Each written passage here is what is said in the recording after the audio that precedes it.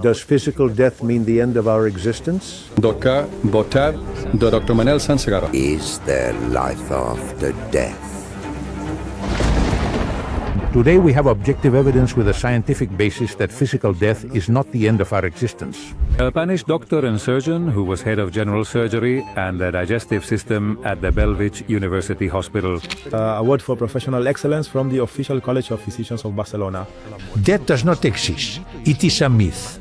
I was with my mother, and this is explained by thousands of patients in near-death experiences who contact loved ones and the deceased. Then they completely lose the fear of death. I have followed these patients for years, and they are marked for life.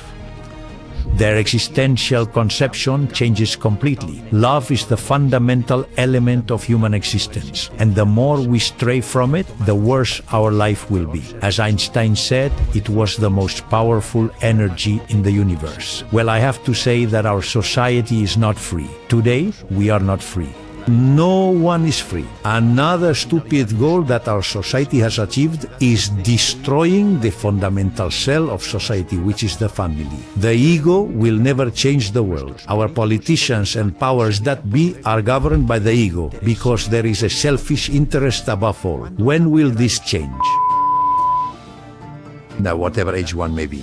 He who lives without serving is not fit to live. I see so clearly that we are transcendent. I am so clear about it now that it stimulated and compelled me, for example, to take a very deep meditation course of 1,500 hours. Wow!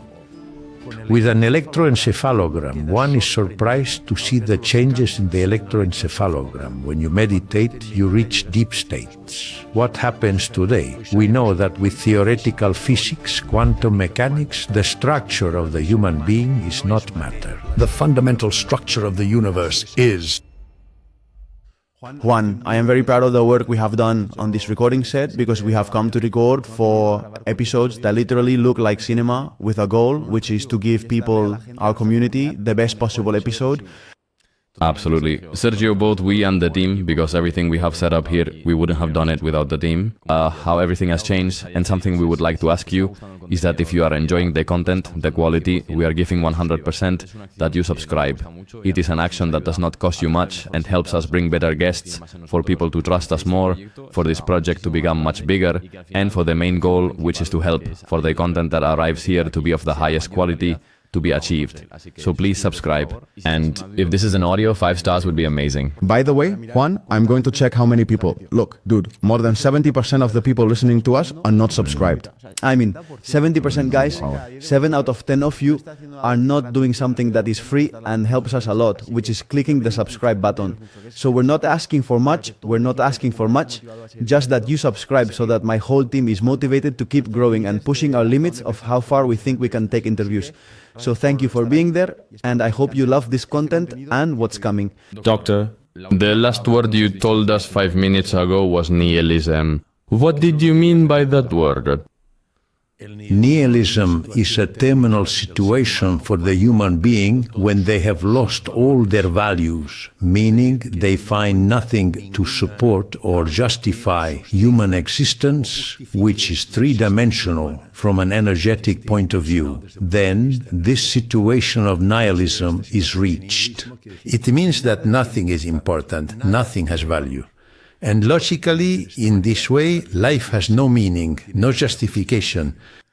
This is the final state or end result, the nihilism of being that has no valuation or interest in something transcendent, something that gives a profound meaning to life, that justifies our existence in the human dimension. This was the conclusion he reached after a study of more than 20 years or 15 years, in which he and his team concluded what the main cause of death was. No. This study is not available. Currently, I am on the board of the medical college as president of the senior doctor section, and then at the medical college we did one. A study was conducted together with the Department of Health of the Generalitat of Catalonia, a study on mortality in Catalonia, and we saw that mortality in Catalonia is very well controlled. It is a country where life is long, with an average of 85 years for females and 83 for males. We looked at or evaluated the causes of mortality and found that the most frequent are conditions related to arteriosclerotic disease, heart attacks and strokes. They follow. Neoplasms, cancer, injuries, infections. But what really caught our attention is that the main cause of mortality from 15 to 35 years old is suicide. This logically is very striking. It is a stage of life when a human being is usually full of goals, dreams and projects. So when at this stage of their life a person decides on autolysis to eliminate themselves, it means they have reached what we previously defined as this nihilism, where nothing has value and nothing makes sense. I have spoken with people who have attempted suicide and did not succeed. And then I asked them, why do you decide to reach this very, very definitive, very traumatic situation, right? Of the autolysis, the self-destruction. And then the answer is, it convinced me completely. It is the result of the mentality, of the ideology of our current society. In our society, there is a prevailing, a great egomania. The ego is our false identity. I call it the non-self. It is the self-identity of what we call local or neuronal consciousness. It is an identity based on the material external, and its self-esteem, the ego, depends on the opinion of others. For this reason, with the ego, when going out, everyone puts on a mask, because one must please the community. So, the goals are material: success, fame, wealth, power, dominance. And to achieve this, it conditions a highly aggressive life dynamic. There is great competitiveness in our society. There is jealousy, hatred, resentment, envy, leading to violence, to aggression and violence. I like to define violence as Gandhi does, who says that violence is the limit of incompetence. When we lack the resources to justify a certain life dynamic, we attack. And what do we see in our society? We turn on the television, the radio, the newspaper, and what do we see?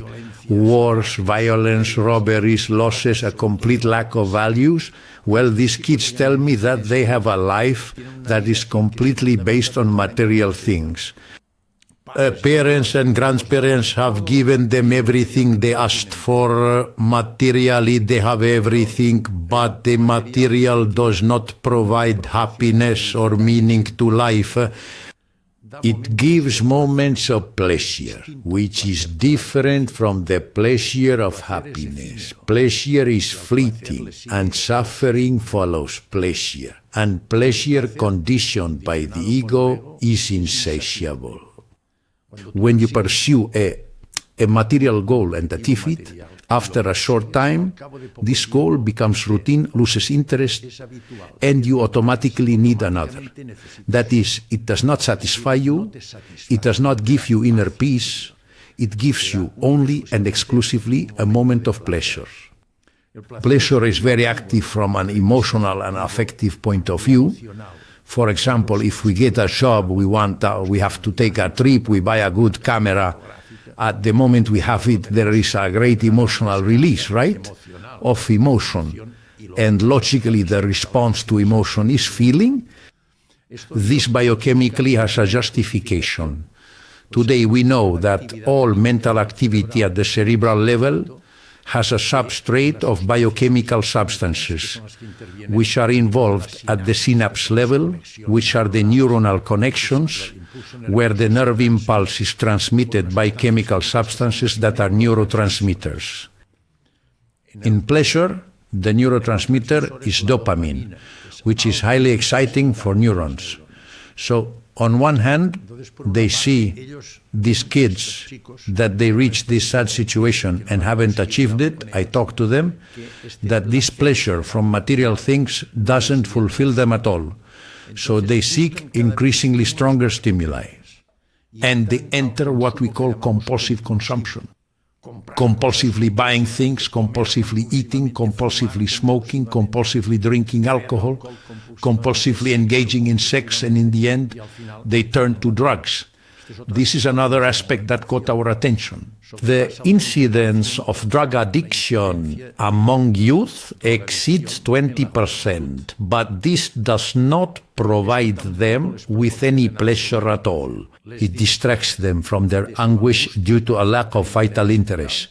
But when the effect wears off, they return again to a situation of despair, of lack of transcendence, of this excessive nihilism that prevails in them. That until finally, in predisposed people with a tendency towards depression, with an absolute or very deep lack of self-esteem, they come to the conclusion that life is not worth living and they commit suicide. So, as Marcus Aurelius, the philosopher emperor, said, the flaws of our children are deficiencies of the parents and society. What have we done with our youth? We have given them everything. It is true that we lived through a post-war period with great poverty, and perhaps we compensated for the deficiencies we had by giving our children and grandchildren everything possible. But this is not the way to educate. To educate is to help develop a child's self-esteem. And this is achieved by convincing, not conquering. It is easier to conquer. You have to talk a lot with your children, convince them, explain everything to them. And the weapon is love, contact, the hug, love.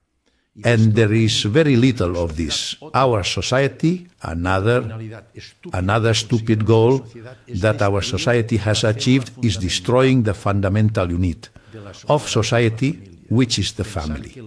To think that character, which is the way of being, thinking and acting of a human being, is developed and structured through a series of habits. A habit is an automatic response to a stimulus that, after a learning period, the response has been stored in our subconscious. Described by Sigmund Freud, this represents a great energy saving. So, when are the habits that shape character formed? They start in the maternal womb, acquiring habits already as a child, and it is in the first years of life, up to 7, 8, 9, 10 years old.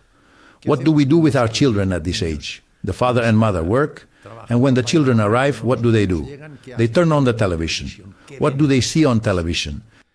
Violence, wars, nonsense. These programs have no educational value. With the phone, what are they watching? We give them a phone. What do they see on the phone? Now there is talk about the need to restrict the phone. They see things that they are not emotionally and psychologically prepared to see and interpret. They lack the explanation, the contact, the education that parents need to provide. Final result. Their character is structured according to these norms established by the powers that be, politics, and the media. It is a society already established with norms that keep them in ignorance and easily lead them where they want. They deceive us. When our true identity is discovered, that is when we are happy and free. With the ego, we will never be happy. We will have pleasure and not be free, falsely free. We are conditioned by a character that has been structured for us. If everyone were aware of the conclusion you just reached, I think many people would live much happier, because we are constantly on the hamster wheel, thinking there will be a moment when we will never need to work again. And there will be a moment when we will never need to run to stay in shape or diet. That is, go through a path of discipline to be able to feel good. I would like to ask you why you do what you do, because you are already retired from your profession as a surgeon, but he is still active. He is here doing an interview with us when he could perfectly well be taking a walk in the park, resting, as some might say, and doing nothing, which is also fine, right? Why does he decide to do what he does and stay active despite being able to afford to rest? Look, when I retired, and then I joined the board of the medical association, the first thing I did was change my section, the one I preside over. I have the honor of presiding over. It was the section of retired doctors. The first thing I did was change the name from retired to senior. Now, a word is very much in fashion, I suppose you will remember it, which is ageism. Ageism is the connotation or the assessment that society makes of a retired person. Society sees them as someone who no longer works, doesn't produce, isn't up to date, is a burden. In other words, it has completely negative connotations. And I consider this to be completely absurd. I consider myself to be, and I am a doctor, and will be a doctor until the last day of my life. Therefore, I changed the word retired to senior, although I face great opposition, but in the end I won, because they say it is a false Anglicism. The word senior, its origin is Latin, is a word that it originated in Latin, it's not an Anglicism. But senior means that it's a person who maintains their professional status. I am a doctor and will continue to be a doctor and will always be a doctor. I can work or not work, but that I am up to date and that I am therefore potentially active. Therefore, I believe that reaching retirement, it is an administrative act that evidently changes our objectives in an important way, especially if one works alone, in the specific case of medicine, in public medicine, because then retirement is mandatory, abrupt, and on a specific date as mandated by the administration.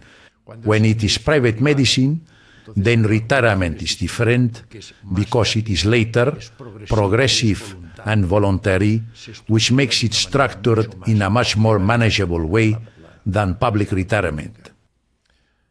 Well then, what I did, I changed the name, it is currently accepted, and I believe that the person upon retiring, and we do, I have organized some retirement preparation courses. Now we have to go, the Medical Association scholars, and now I have to go, for example, to the Medical Association of Guadalajara to conduct the retirement preparation course for doctors who are going to retire. We must help the doctor and any profession before reaching retirement age to structure and create a new life project that allows us to maintain an active, positive, and creative life in service to society for the rest of our days. Evidently with other objectives, because for me that phrase by Mother Teresa of Calcutta holds great value, which says, never forget this. Whatever each one is, those who live without serving are not fit to live. In other words, we can maintain an active, positive, and creative life, and this is what we must do. Obviously, with different objectives. Well, I did the same. I cannot operate because of my age, although sometimes I have to tell them that I dream that I am operating on esophageal cancer, pancreatic cancer, which is what I used to operate on, and when I wake up I can no longer do it. But I have other goals that give meaning and positivity to my life, which is what I believe truly has value, right? Wait a moment. If you've made it here, we have something very, very, very interesting to tell you. We already have the date for the next in-person event. These events where we put on a show, Sergio and I also do a live podcast. We get to know the whole community. It's incredible because we love seeing how people who didn't know each other at all come together. And in the end, it's also very rewarding for us to stop seeing so many numbers and see people. And yes, we already have the next date. You can mark it on your calendar well in advance because on May 10th, we are holding an in-person event. Get your ticket now. They are currently at an exclusive price for those who reserve them early. And hey, if you're enjoying this podcast, hold on, because the guest we have for the in-person event is very, very good. I won't bother you anymore. Here below, you have the tickets, and I'll leave you with the episode. Let's talk about that, because I think it's a topic we could talk about for hours and hours. The great need there is, the meaning of life. I think people imagine that the meaning of life is like one day you wake up and have an enlightenment. Wow. The meaning of life has arrived. How would you describe to someone listening to this podcast the search for that meaning, the purpose of each person? This is the most important thing. Human beings, since they have had, since the beginning of human civilization with intellectual and rational activity, have asked a series of existential questions, which every human being continues to ask. Who am I? Where do I come from? Where am I going? What is the meaning of life? Is life worth living? Sometimes, if we look at life coldly, for example, the misfortunes happening in the wars we are witnessing, I won't name names, but living is really, life is sad, right? There are many people who have a really very sad life, very sad, right? We are fortunate people, right? The first thing I do every morning when I wake up is give thanks, right? Because we are tremendously fortunate, right? Do not forget gratitude. As Cicero said, in the first century before Christ, not only is it the most important virtue, but it is the mother of all other virtues. We must give thanks, especially us, who are fortunate people. We have an environment and life possibilities, but there are people who live in a very sad, very traumatic way, with great deficiencies, violence and aggression, right? So one asks, does life really make sense? Look, if you base life on ego, it makes no sense. It doesn't. They will desperately struggle with dynamics that will condition negative dynamics to achieve moments of pleasure that give some meaning to life. But also pleasure is tremendously fleeting. It passes quickly, and suffering follows pleasure. We must seek something transcendent, something that gives a profound meaning to life. And this profound meaning in life is in transcendence, in something that gives continuity to life. Look, every fear that a human being has, no matter how trivial, deep down it is fear of death. And this fear is always conditioned by the ego. Why does fear condition the ego? Because the ego knows that with death, since it has a material structure, it disappears. Death signifies the end of our ego. For this reason, in any situation that it cannot control, that it does not know, illness, loss of health, a distressing situation, whatever it may be, it terrifies the ego, it scares us, and we do two things. Either you fight or you run away because you fear what might happen. Death. Deep down, it is always fear of death. However, transcendence, one of the things that happens when one contacts and discovers their true identity, which is transcendent, is that one completely loses the fear of death. Death does not scare you. It is a transition to another situation. That is to say, then one sees that life has meaning. Who am I? I am transcendence. Why am I here? To follow a path, to achieve evolution. And the evolution on our path in the human dimension is to discover the being in capital letters, our transcendence, not the doing or having of the ego. This leads us to disaster. This is our what is life? It is this evolution. This is explained very well by Teilhard de Chardin, the Jesuit paleontologist. He was poorly regarded in his time and is now well regarded, recognized for his value. And then, what purpose does life have, this evolution? And where are we going? Our transcendence is eternal. What gives us transcendence is what we have. I have been able to reach this conclusion, not just me, many other researchers. It is our superconsciousness. We have a local or neuronal consciousness, typical of the activity of our neurons that conditions its identity, the ego. But we have another non-local consciousness that continues outside the brain, which some call non-local consciousness, others call it spirit, and I call it supraconsciousness because it is above the local consciousness. And this supraconsciousness, our true identity, the one that gives meaning to our life, is holistic with respect to the first consciousness, the first intelligence, the intelligent designer, the principle of all religions. There is a first consciousness which is the principle of all religions. We call it God, others call it Jehovah, Jesus called it Abba in Aramaic. Others call it, Brahma, the Hindus, or Tao, or Akashic record. You can call it whatever you want. There is a primary consciousness. And our superconsciousness is holistic. The term holistic, as you know, derives from the mathematical concept of fractal described by Mandelbrot, a mathematician from Yale University in the United States, which means that the whole, the primary consciousness, the total hologram, is made up of multiple parts, and each of the parts has the properties of the whole. Our superconsciousness is holistic, it is part of the whole. It has its properties, they are omnipresence, it is eternal.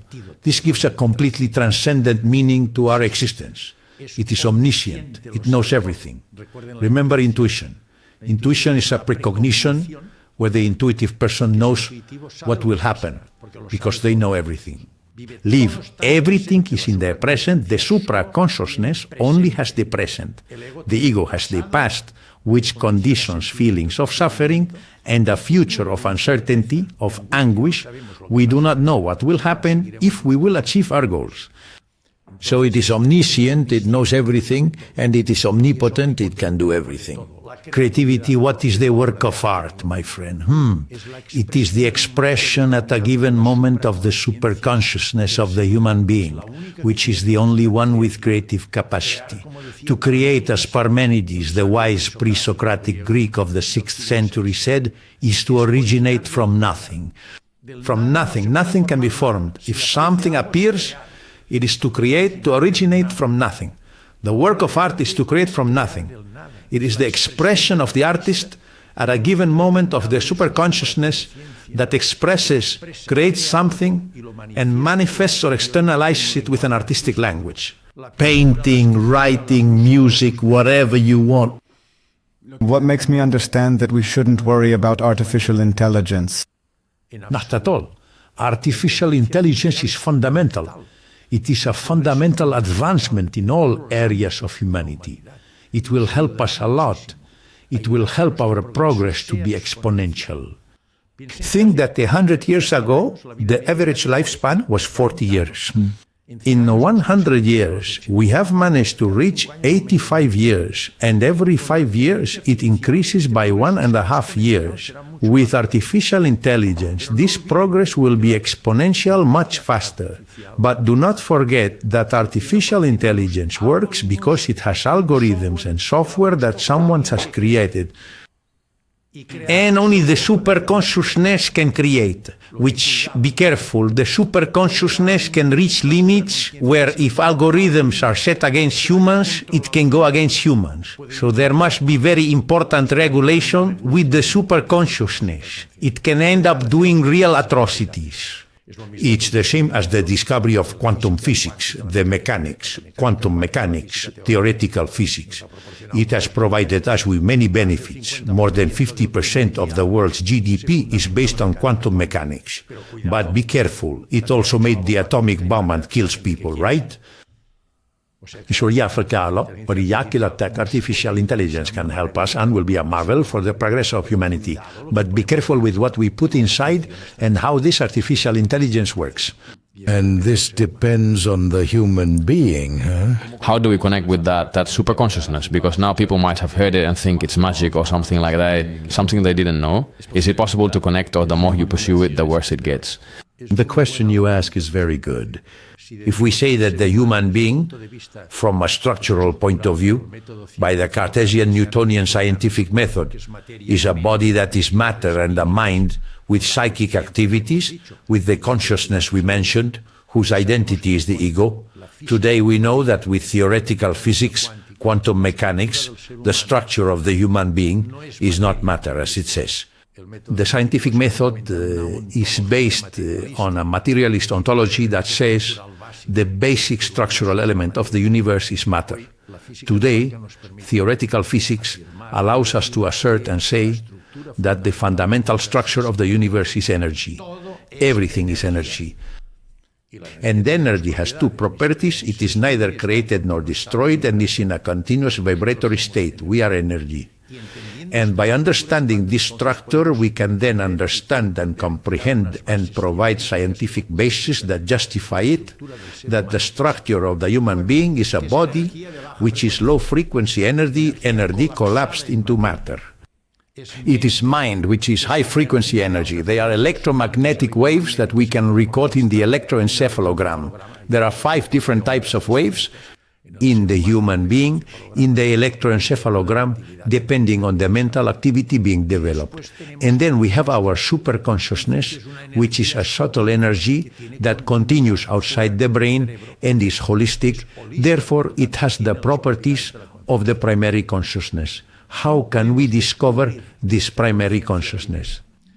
It can be discovered in various ways. Connect with it. This is the purpose of our life. The purpose of our life in the human dimension is to discover the self, to discover our supraconsciousness, our true identity. How can one discover the self, the supraconsciousness? In several ways, unconsciously. These are the cases I have studied. They are the patients who, as a result of various causes, which I see as a surgeon, severe trauma, massive hemorrhages, situations we call acute anemia, hemorrhagic hypovolemic shock, septic shock, severe infections, anaphylactic shocks, surgical complications, preoperative situations I have encountered in very serious surgeries of very complex esophageal cancers. In these situations, the patient dies on us. There is cardiac arrest, respiratory arrest, they stop breathing, have no reflexes and no mental activity. They are in clinical death, which can be confirmed with an electroencephalogram showing no brain activity after 15 or 20 seconds and a flat electrocardiogram. This patient is dead. If we don't quickly revive them with resuscitation measures, death becomes permanent rapidly. Well, these patients that we manage to revive, some of them tell us about near-death experiences, a series of experiences and events that are manifestations of the superconsciousness. This is a way to reveal it in patients in an unconscious state. I have followed these patients for years, and they are marked for life. Their existential conception changes completely, and these conditions are change in their vital dynamics, in their vital role. These patients change dramatically. Another way to contact the superconsciousness is consciously. How? Through meditation or devout prayer, which is the same. What is intended? What is the goal of meditation? It is to focus our mind on a single thought, to avoid the continuous bombardment that the ego uses to distract our mind, preventing us from reaching our superconsciousness. The ego has several weapons to prevent us from contacting the superconsciousness, and one of them is this, to distract us. Try for 1 minute to keep your mind blank or focused on a single thought. You will see how difficult it is. If you do not have training with a method of prayer or meditation, you will never achieve it. But with meditation, with a well-done method, with someone to guide you, it can be achieved. I tell you from experience, it can be achieved, and you can contact the superconsciousness. Another method. People who have a deep and significant existential crisis in the deepest part, a crisis is dismantling, destructuring the personality of an I, of an individual, because it is structured on self-deception, and eventually they realize it and dismantle everything. When it has been dismantled and they are at the deepest part, they have no compensation mechanisms. It is when the tendency towards suicide can appear in those moments. Well, there are people who at this deepest moment suddenly discover their superconsciousness. This is a gift, a grace. We don't know why, but it happens. There are patients who tell us that this is how they have contacted the superconsciousness. And the last way is if we know that the superconsciousness conditions are dynamic based on archetypes. The archetypes, you know, are described by Plato, by Kant, and by Carl Gustav Jung.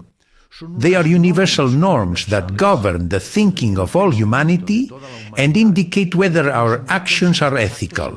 The archetypes condition a positive vital dynamic in which empathy, altruism, kindness, justice, beauty, and above all, love prevail.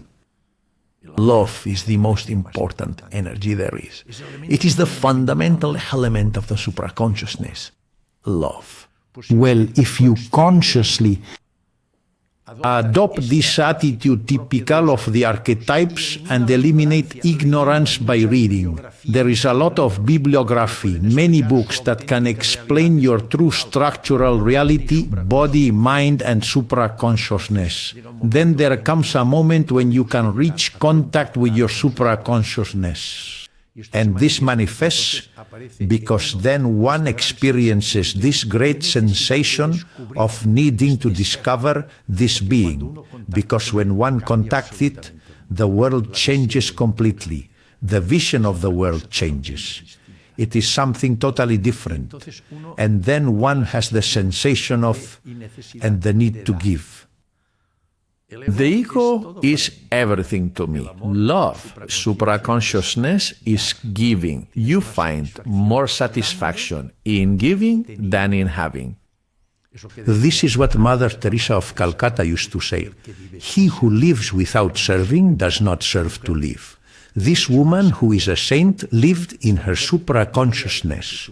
The one who reaches this conclusion is pure supraconsciousness. A person who has discovered their being and lives to give is pure love. In these four ways we can discover our supraconsciousness, discover our true identity. And I assure you that it radically changes the existential conception and therefore the dynamics of the person, the vital role of the person. Connecting with the point we mentioned earlier about finding our purpose, our passion, at least in my life experience, what I have felt when I connected with this possible superconsciousness, which maybe it wasn't, is related to work even with the purpose. With when I do an interview like this, I feel like I'm surrounded by butterflies and I don't care about anything material. I don't care about any recognition, and I'm just immersed in that moment as if it were a state of flow, as they often call it, where time takes a back seat and everything happens without you realizing it, and hours have passed and you didn't know hours had passed. At that moment, it's like I wake up and say, wow, where was I? I was like in a dream, as if I were asleep. And it makes me think that at that moment, maybe I'm connecting with that super consciousness, right? That state of flow when you really like something, when you truly connect with your passion for work, for serving. And connecting points with what you mentioned about Mother Teresa of Calcutta and serving others, I think this point has a lot to do with that, right? How do you see that connection between work, the professional aspect, working, which is so poorly regarded by society, and connecting with those high states of love, of superconsciousness, and a sense of fulfillment? This comment is completely true. When one connects with the supraconsciousness, for example, through meditation, several phases are experienced. First, one must achieve with a technique, it must be learned, with a follow, with forks, guided by an expert person. First, one must achieve physical relaxation, sitting well, physically relaxed. Secondly, mental relaxation.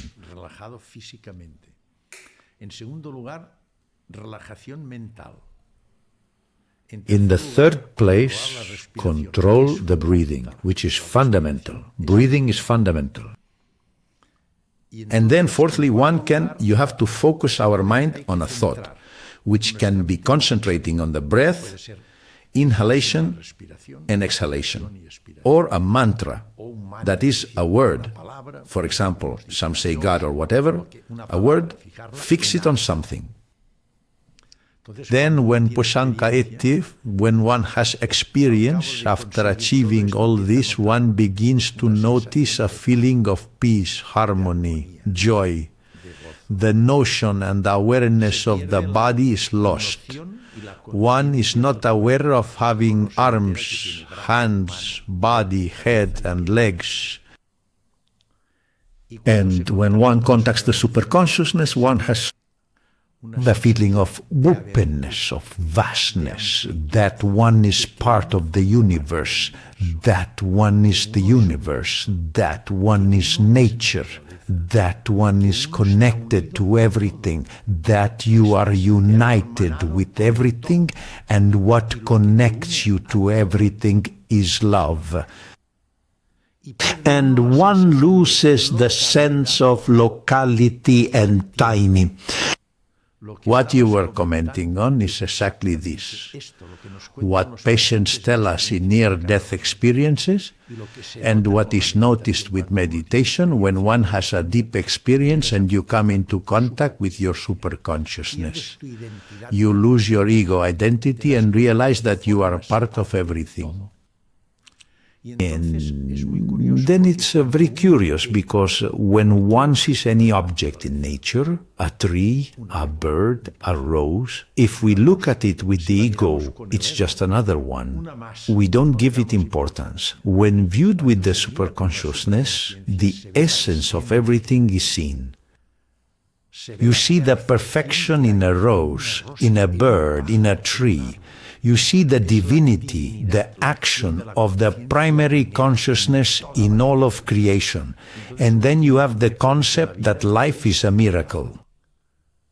Life is wonderful. One knows how to take advantage of it, the divinity in everything, the meaning, the transcendence in everything, and realizes that it is a miracle. Life is a gift. It is a true wonder. It is completely the antithesis. The opposite of what a person tells you who is dummy is completely dominated by the ego, this false materialistic identity that leads to situations of autolysis, of suicide. In contrast, when one has contacted their supraconsciousness, it is completely different. Every day you wake up, you give thanks and say, this is wonderful. One more day I can live. It's a gift. This is what you notice. I mean, what you were saying, that when you are at your work, we notice this in everything. At work, in relationships, or sitting at home, I really like the mountains and the forest. Sitting in the forest, hearing the sounds of the forest, seeing the perfection, the wonder, the divinity in everything, the essence. It gives you a transcendent sense of everything. In any human act, at work, in anything. If we are able to do it guided by our true identity, we will see that it is a gift. Then one loses the sense of time, of personal interest that it might provide you. It is the satisfaction of doing things well, seeking beauty. As Jung said, in simplicity and beauty lies the truth. And this truth is the superconsciousness.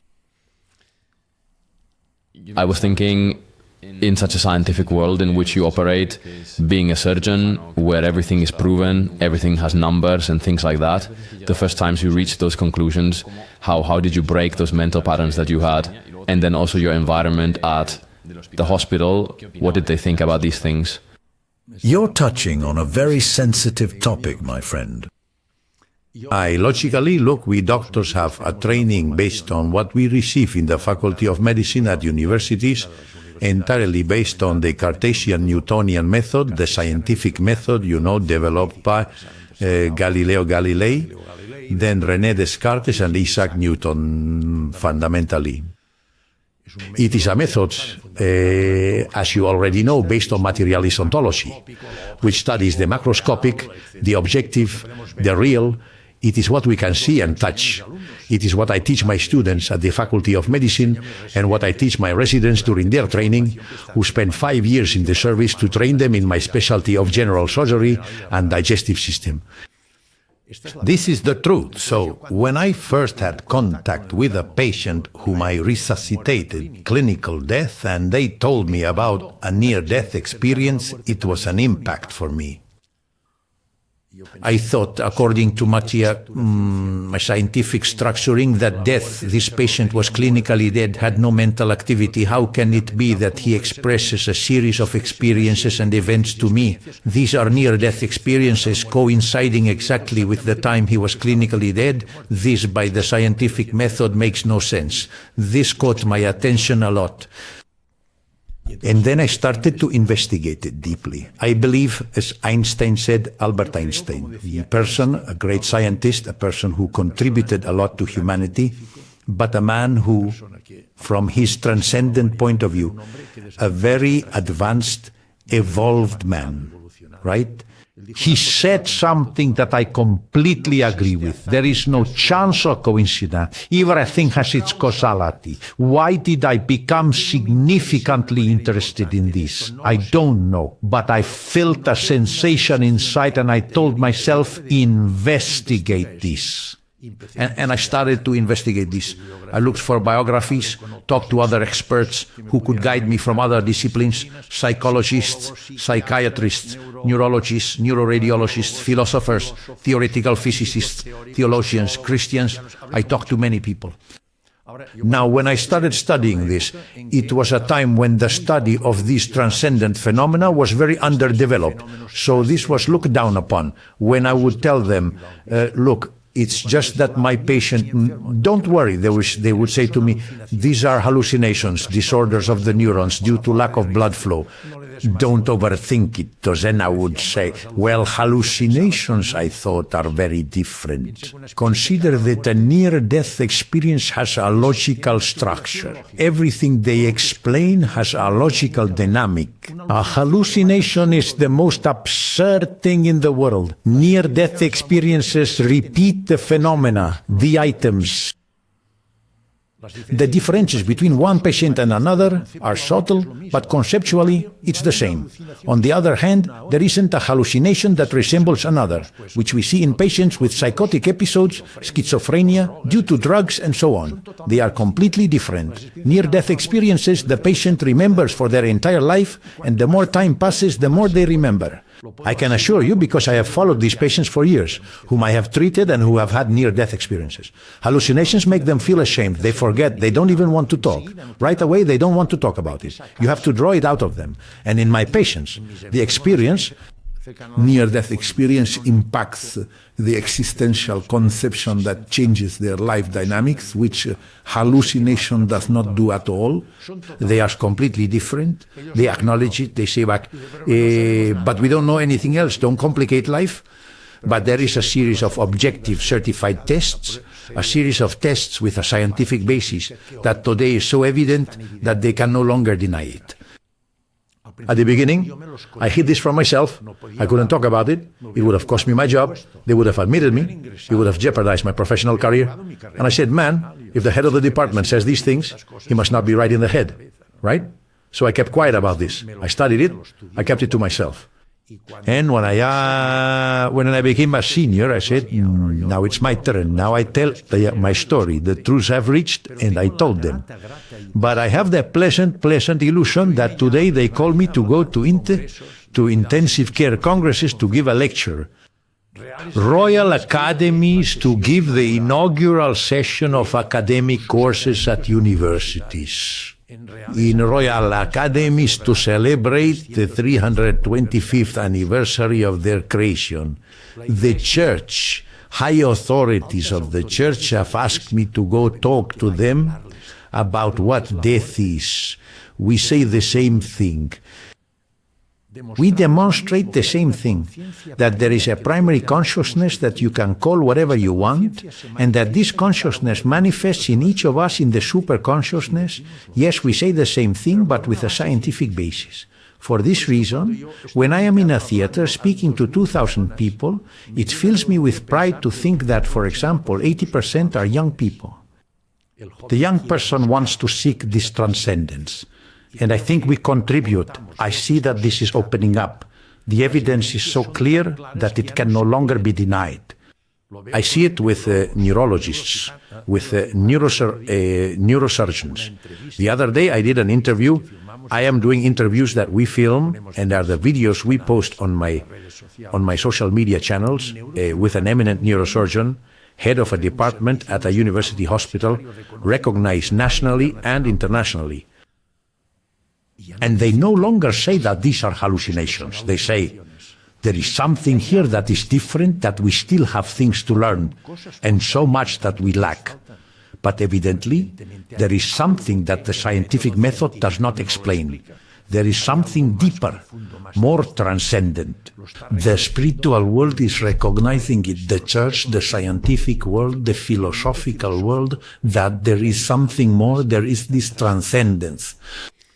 And what does the current Manuel feel seeing the Manuel of the past, or how they rejected him and how they belittled him? Does he feel powerless, frustrated? And now seeing the recognition that the same theory that made him think he might be wrong or not a valid professional even, how does that make him feel now? I have also been influenced. I don't have to deceive you. I mean, studying this and seeing these cases and reaching the conclusions I have reached have also been formative for me. The surgeon, the doctor, with our 100% scientific training, the Cartesian and Newtonian method, and especially the surgeon, who is based on opening and cutting and getting inside the human being. The human being is perfect, a marvel inside and out. We base ourselves a lot on morphology, anatomy, the material, and physiology. So, making the leap to transcendent life was difficult for me. But I felt this overwhelming need and saw things that, honestly, the scientific method couldn't explain to me. And it made me investigate.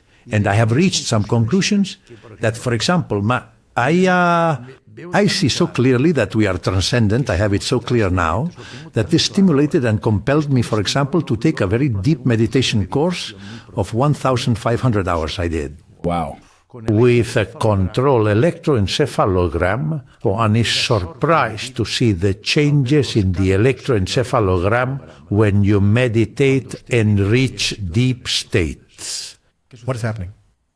That's where the waves change. You return. Normally, there are 5 types of waves in the electroencephalogram. There are the delta, which occur in deep sleep, when there are eye movements, and we dream. They are very slow. There are the theta waves in situations of, let's say, situations of wak, when we wake up, when we enter in a state of wakefulness. There are the alpha waves, which are the imaginative situations. There are the beta waves. Now we are all in beta, which is when we are awake, in wakefulness, and they can be low, medium, and high.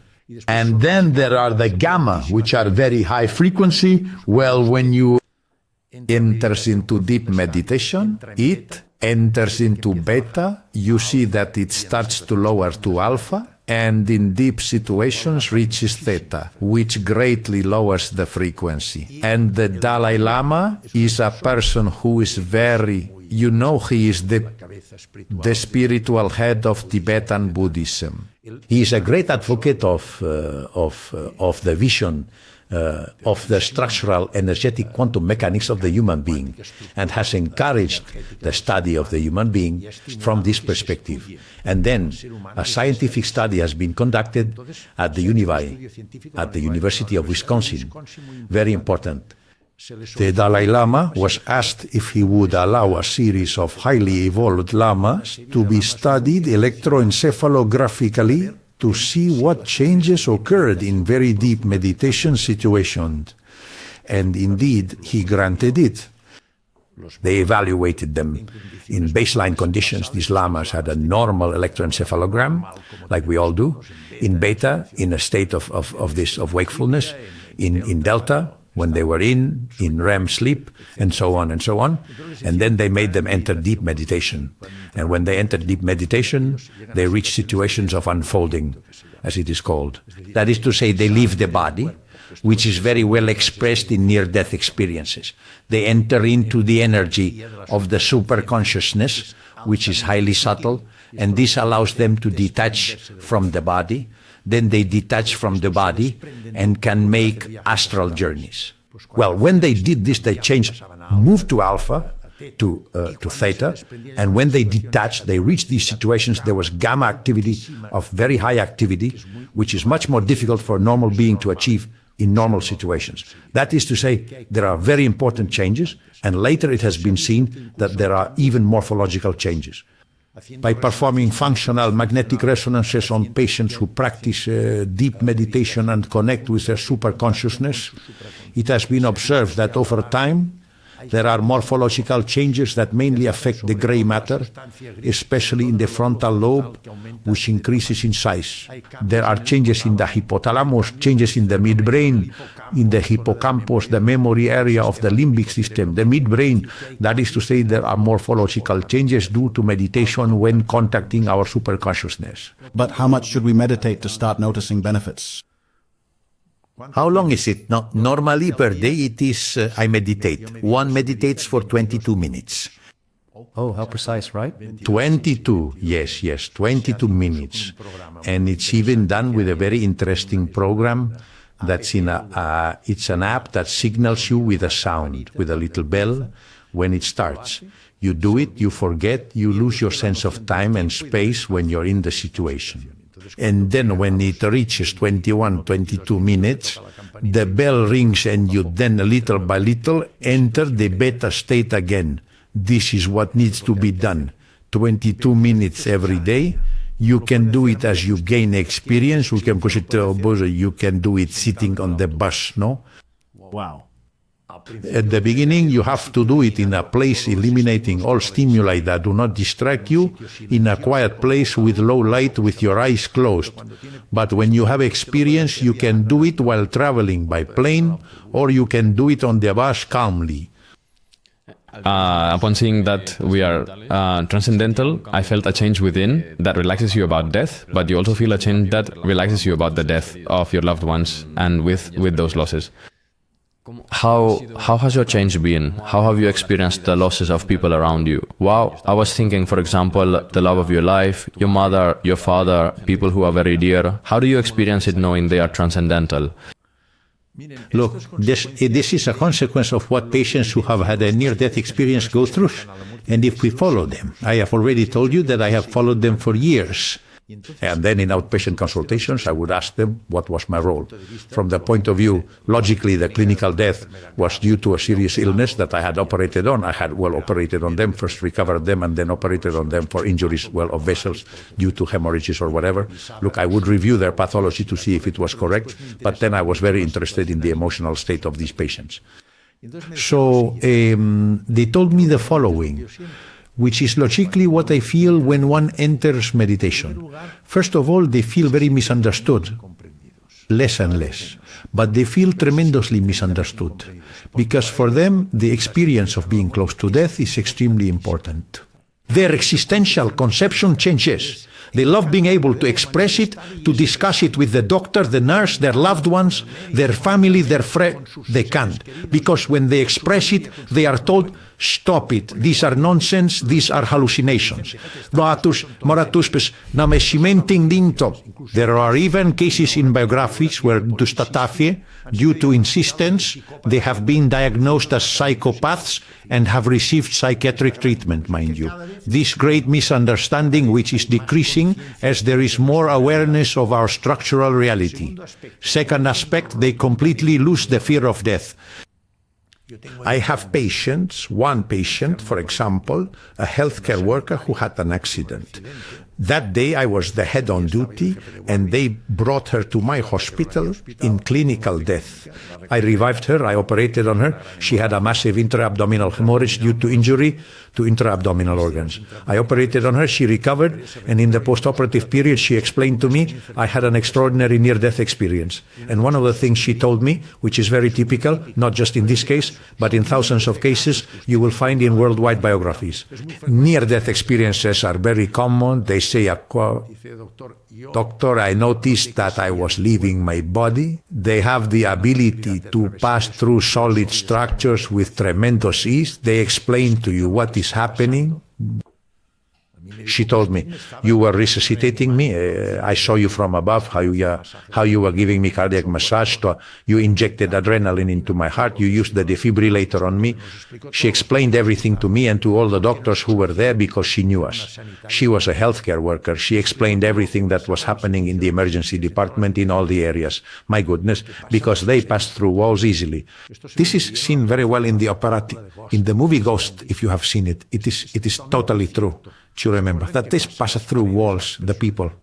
Explain this. It says, and then they see deceased loved ones. This is very common. It says, Doctor, I found my mother, the passist. Our children see in the father and the mother, they think they see everything. Dad and mom know everything. They fix everything. They are their greatest stability and security. And when they see that shaking, they become unstructured. Their self-esteem breaks. This is the problem with the separation of marriages, the structuring of our children. And this is another factor, as I mentioned before, that families break apart. And what does this lead to? What we mentioned before, suicides. Don't you think then that this idea, which is now often repeated, that because society is so easy, now we all have jobs, we are, well, in Spain, most of us are middle class, we've become soft. Don't you think it comes from that part of an easier society becoming softer, or do you think it all comes from the responsibility of the parents? No, man, I think parents have their responsibility, but logically, the structuring, we are in our character, have habits that are fundamental values, which are basically acquired in the family nucleus, but we also have fundamental social values. And these are basically acquired in the social environment, in relationships with friends, and especially at school, in educational institutions. That is to say, there is a responsibility of the parents and a responsibility of society. It is not the same to be born in the Middle Ages, the environment that existed, as to be born in the year 2025, as we are living now. Of course. The social environment changes. Think about one thing, that freedom, which is fundamental in human beings, is the way humans act according to their will, values and criteria. Without coercion or pressure, internal or external, and the limit is in the freedom of others. This is freedom. It is the opposite of determinism. That is to say, the person, we, in order to be free, must be able to act with these principles. And this, logically, is conditioned by a certain structuring, a certain characters. I have to tell you today that our society is not free. Today we are not free, huh? No one is free. No. Well, the evolved person is, but the character structuring that our current society dictates conditions us with certain habits that go, some of them, directly against our true identity, our superconsciousness, which is what provides us with true happiness, not pleasure, and true freedom. And this is because society, as we mentioned before, is interested in having a controlled, easily controllable society. Of course, they deceive us a lot and we endure it. A free person will never accept deception, but will never act with violence. They will defend their principles logically, but will not resort to violence or do anything outrageous, yet they will not be deceived. They say there are about 4 stages of romantic love, where it starts with hormones, then it begins to relax. That's when a critical moment starts at 3, from 3 to 5 or 6 years, where it's questioned whether the relationship will really work or not. Then it starts to recover, and you reach a phase they call unconditional love, where you can perfectly be together for a lifetime. You're, let's say, in fullness and accept the other person as they are, without idealizing them. Have you been able to experience something similar? Can you corroborate that this theory is true? Because, well, neither Juan nor I are able to corroborate it from our own experience and years of life. It is completely true and has a biochemical justification. All our emotional actions, as we have said, have a biochemical substrate, neurotransmitters. There are more than 160 neurotransmitters that influence or impact a person's attitude and mood. When we fall in love, we are a lake of oxytocin. It is a neurotrans, a hormone that acts as a neurotransmitter. It has many effects. It has effects, for example, in pregnancy, childbirth, breastfeeding, in manifestations of sexuality, and it is also called the hug hormone. You hug. We are a lake. When we have a lot of oxytocin, what happens is that we don't see flaws, we only see qualities. This is the infatuation of the first stage. You see everything as beautiful. It happened to me too. You see her, it's something extraordinary. When I saw my wife, I fell in love with my wife. Do you still remember those moments? Indeed, they are precious, delightful moments, because you see everything. Everything is wonderful. You don't see defects or anything. It's marvelous. You only dream of her, think of her, want to be with her. It's marvelous. Everything is perfect, and she feels the same with you. It's marvelous. But there comes a moment when oxytocin returns to its normal levels. Then, logically, you start to see qualities and flaws. 3, 4, 5 years, logically. So this is when the principles of love we mentioned earlier, on one side and the other, if they act, this is when it can last. If selfishness persists, this breaks. Selfishness means I want to impose my own. And the other says, I want to impose my own. This is incompatible. So you have to love. If love arises, is what we said before, that one does not lose freedom, but rather enjoys pleasing the other because they give without expecting. This happens, I agree, from 3, 5 up to 10 years, right? Wow. And then it enters another stage, which is a deeper stage, where authentic love prevails more, which is when you enjoy pleasing the other person, especially when the other person develops as an individual. You don't frustrate them, but the opposite. If she likes to go out with her friends, then let her go out with her friends. If she likes to be quietly reading, then let her read, don't bother her. She needs to have her own space for intimacy, to be able to think and reason, and you value all this as authentic values of coexistence. And for you, this is not a sacrifice, it's a pleasure, because you let her develop as a person and she thinks the same about you. And then in the end, such long situations arrive that it was something wonderful. Living together is wonderful, but also I'm not afraid of death, I don't have death, I know that one day we have to part. I used to think that when you love your partner, death was the last bad trick life played on us, to be left alone without your partner. You get used to living 50 years with your partner. This will be unbearable. This is the biggest bad trick fate can play on me. No. I see that she has a path in evolution, and when she has completed her evolution, she will live regardless of the responsibilities she has and the emotional or other types of ties in the human dimension. When she takes her path, she will go. And when I have walked my path, I will leave. But I know we will meet. In the astral, bidimensional dimension, we will meet. Have you had children? 2. They are our wonder. How did you experience that moment? How about that love towards your children? Look, I remember an image that I have never forgotten. Do you know which one? When my wife had our first child, and I was in the operating room during the delivery, and then they took her to the room. And when she was in the room, I entered the room, I was talking with the colleagues, the doctors and such, and I see her in the bed, and next to her, my little head, the head of my eldest son. And the first thing I said, this is very serious, huh? This is very serious, huh? This is very serious life, huh? This is a very serious responsibility, huh? This is the best thing I noticed. I mean, I realized that life is not a game, right? Life must be lived as best as possible, but there are very important responsibilities to fulfill, right? And this conditions you at first when there is no true love.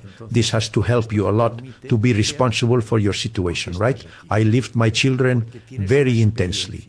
I taught my children to read and write. I love doing it. And they are my friends. They are friends.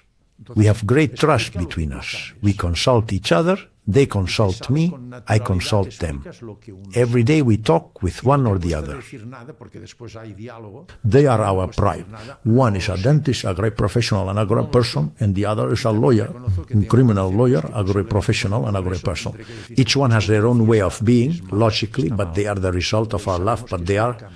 We leave behind two people who we think are very useful to society and who have filled us with joy and love. So, our children have been fundamental for me. Now we have lived very intensely with our children, my wife and I, teaching them to read, spending time with them, and always with the idea of convincing, not defeating, which is easy, and above all, that they feel love between the couple, between the parents, that they don't see instability, and that you have to give them a lot of love, a lot of hugs. You have to hug them. Love is very physical too, I really like it. I kiss them when my children are 49 and 51 years old, and when I see them, I kiss them. So there should be physical contact with the children, It's important. Love needs contact. Does it have to be like this? This, from a quantum point of view, has its explanation. We didn't know this before. The human being, from a quantum point of view, energetically speaking, is a coherent quantum complex. It is a set of energies that are completely synchronized. The human being acts like an antenna. We continuously emit electromagnetic waves. It is called biophotonic radiation, and this creates a magnetic field. So in human interaction, you are now emitting your electromagnetic waves to me, and I mine to you. And it can happen that these waves are coherent as they are now, that is yours and mine, due to their frequency and intensity, do not cancel each other out, but rather enhance each other, they are coherent. So the relationship between the two is kind, positive, creative, you learn from me and I learn from you. It may be indifferent. That are not coherent, it's those relationships. Hello, good morning, how's the weather, good morning, and if I saw you, I don't remember. Or it can be negative, right? That drains your energy, right? Be careful, okay? There are people you interact with, and you end up feeling genuinely bad, energetically.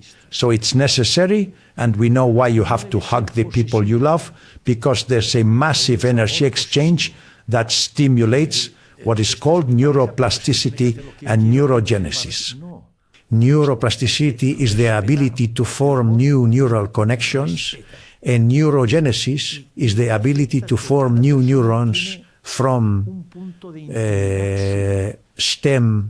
from glia, as there are stem neurons capable of forming new neurons. Yes, and this allows as neurologists say, if we stimulate the brain well, to keep the brain young for life. So the hug is important. I was going to ask you that because I was surprised by the number of references you make to books, authors. How have you managed to maintain such memory? Can memory be trained? Totally. Memory is work like any mental activity. You have to, look, for neuroplasticity and neurogenesis, to develop it, you have to do three things and keep the brain young. First, healthy living. And a healthy life involves two things: balanced nutrition, both qualitatively and quantitatively. And secondly, sports, fundamental, whatever you like, but consistently and repeatedly. Second, intellectual activity, reading, studying, memorizing, playing an instrument, traveling, not always doing the same thing, games of chance. The worst thing a human being can do above all is sit in front of the TV and consume whatever. It's the worst thing you can do. You have to keep this working continuously by reading, studying, or doing whatever. And thirdly, social interaction, as I have told you, for energy exchange.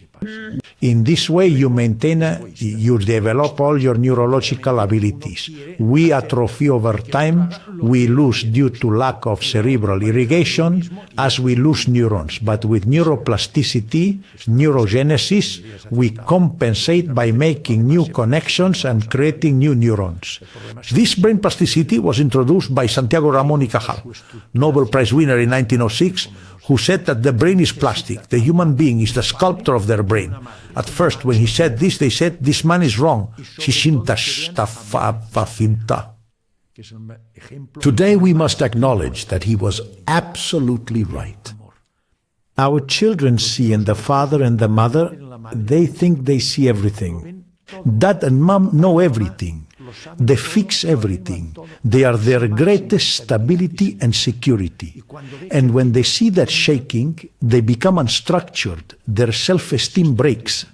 This is the problem with the separation of marriages, the structuring of our children. And this is another factor, as I mentioned before, that families break apart. And what does this lead to? What we mentioned before, suicides. Don't you think then that this idea, which is now often repeated, that because society is so easy and now we all have jobs, we are, well, in Spain, most of us are middle class, we've become soft. Don't you think it comes from that part of an easier society becoming softer? Or do you think it all comes from the responsibility of the parents? No, man, I think parents have their responsibility, but logically, the structuring, we in our character have habits that are fundamental values, which are basically acquired in the family nucleus, but we also have fundamental social values. And these are basically acquired in the social environment, in relationships with friends, and especially in school, in colleges. That is to say, there is a responsibility of the parents and a responsibility of society. It is not the same to be born in the Middle Ages, the environment that existed, as to be born in 2025, as we are living now. Of course. The social environment changes. Think about one thing, that freedom, which is fundamental in human beings, is the way humans act according to their will, values, and criteria, without coercion or pressure, internal or external, and the limit is in the freedom of others. This is freedom. It is the opposite of determinism. That is to say, the person, we, to be free, must be able to act with these principles, and this logically is conditioned by a certain structuring, a certain character. I have to tell you today that our society is not free. Today we are not free, huh? No one is free. No. Oh? Well, the evolved person is what the character structuring that our current society dictates, conditions us with certain habits that go, some of them, directly against our true identity, our superconsciousness, which is what provides us with true happiness, not pleasure, and true freedom.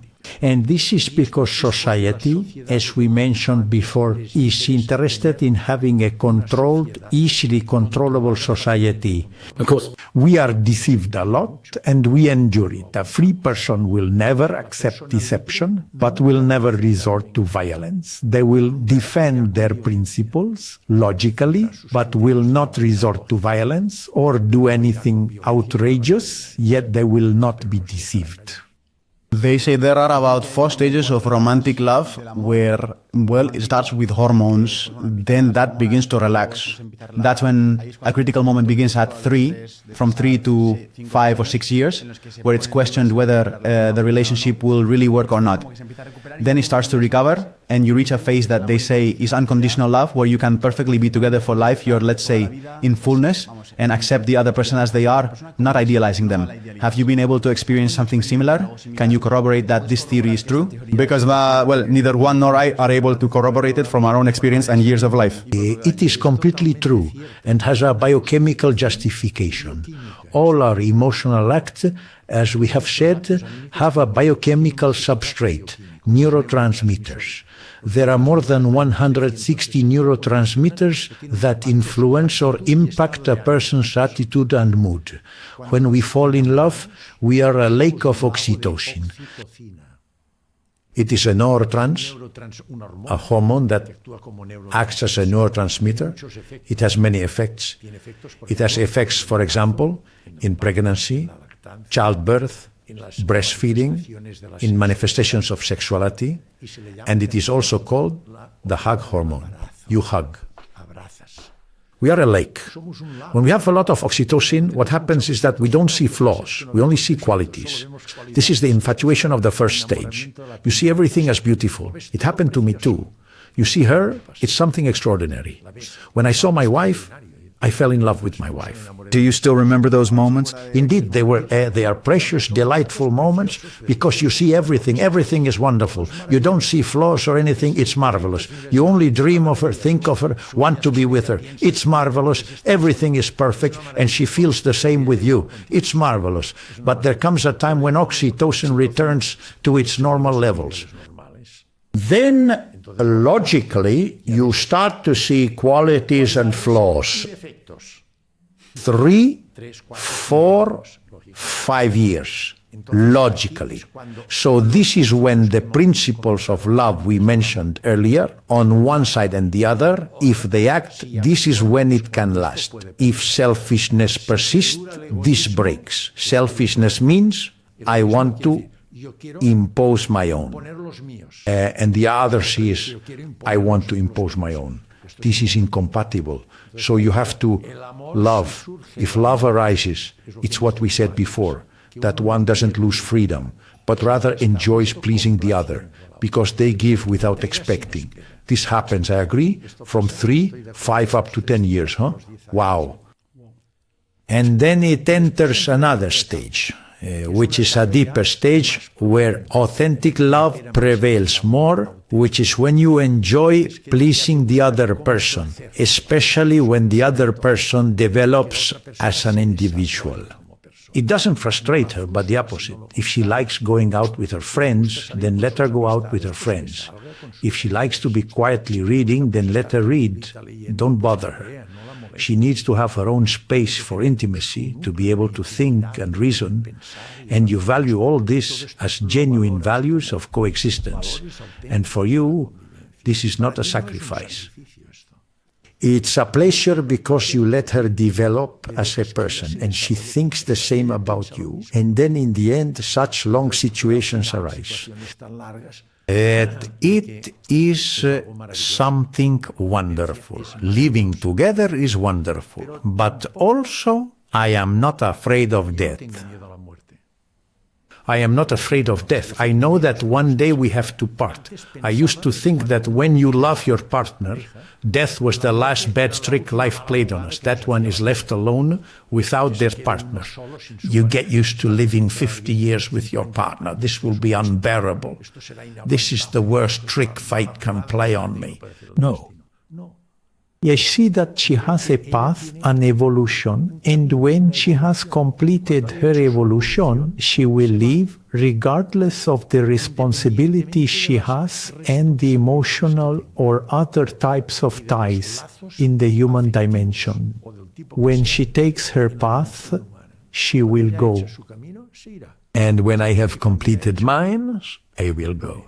But I know we will meet. In the astral, two-dimensional dimension, we will meet. Have you had children? 2. They are our wonder. How did you experience that moment? What is that love for your children like?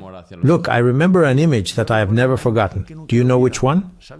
When my wife had our first child, and I was in the operating room during the delivery, and then they took her to the room, and when she was in the room, I entered the room, I was talking with the colleagues, the doctors and such, and I see her in the bed, and next to her, my little head, the little head of my eldest son. And the first thing I said, this is very serious, huh? This is very serious, huh?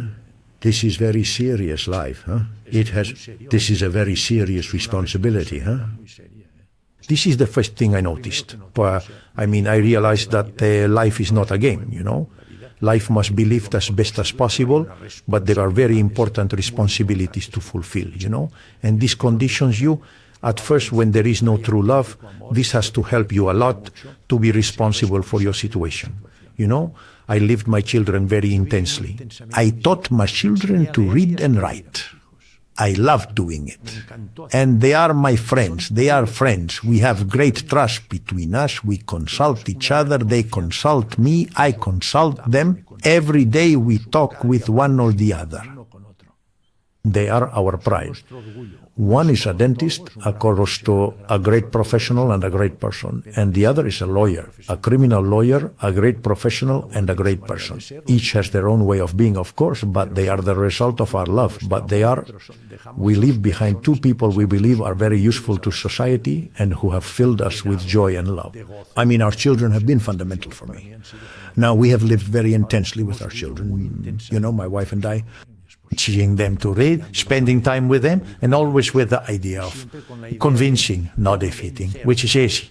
And above all, that they have a sense of love between the couple, between the parents, so they don't see instability, and that you have to give them a lot of love, a lot of hugs. You have to hug them. Love is very physical too, right? I really like it. I kissed them my children are 49 and 51 years old, and when I see them, I kiss them. So there should be physical contact with the children, right? It's important. Love needs contact. You mean like This, from a quantum point of view, has its explanation. We didn't know this before. The human being, from a quantum point of view, energetically speaking, is a coherent quantum complex. It is a set of energies that are completely synchronized. The human being acts like an antenna. We continuously emit electromagnetic waves. It is called biophotonic radiation, and this creates a magnetic field. So, in human interaction, you are now emitting your electromagnetic waves to me, and I mine to you. And it can happen that these waves are coherent, as they are now. That is, yours and mine, due to their frequency and intensity, do not cancel each other out, but rather enhance each other. They are coherent. So the relationship between the two is pleasant, positive, creative. You learn from me, and I learn from you. It may be indifferent. That are not coherent. It's those relationships. Hello, good morning. How's the weather? Good weather, good morning. And if I've seen you, I don't remember. Or it can be negative, right? That drains your energy, right? Be careful, okay? There are people you interact with, and you end up genuinely drained energetically.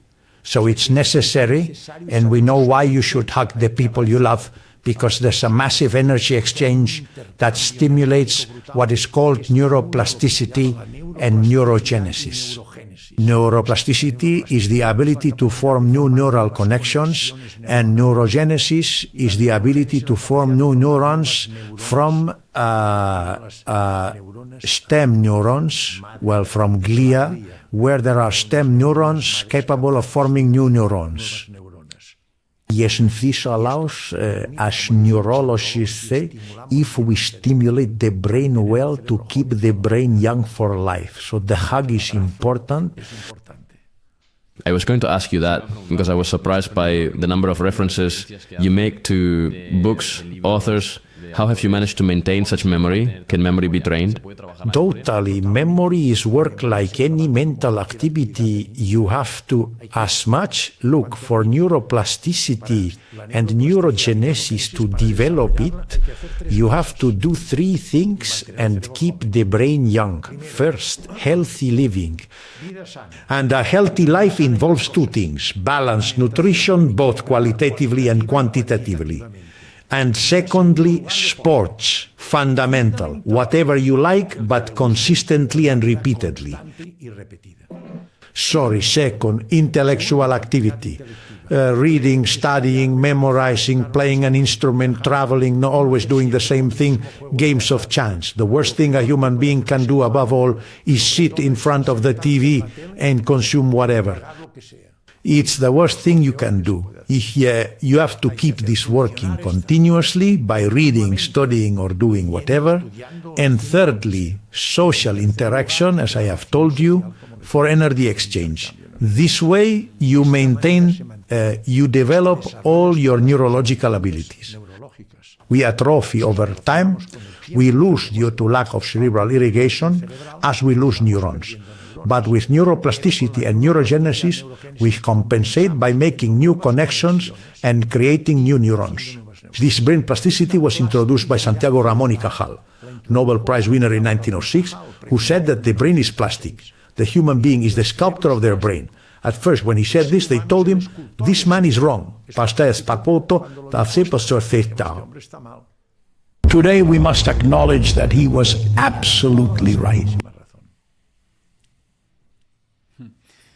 I would like to delve deeply into health or into habits we can adopt in our daily lives. But first, as I still have the urge to ask you about education for for children, but also because at the beginning of the conversation, we talked about how we could behave with persuasion instead of with defeat, not only with our children, but with our friends, with the people close to us.